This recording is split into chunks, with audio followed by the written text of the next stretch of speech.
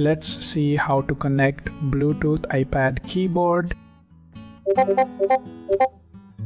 In the first step, open Settings, then tap on Bluetooth.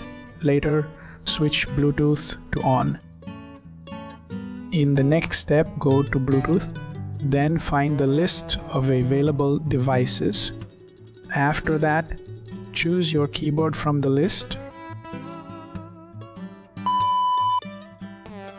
In the next step, if asked, type in the code displayed.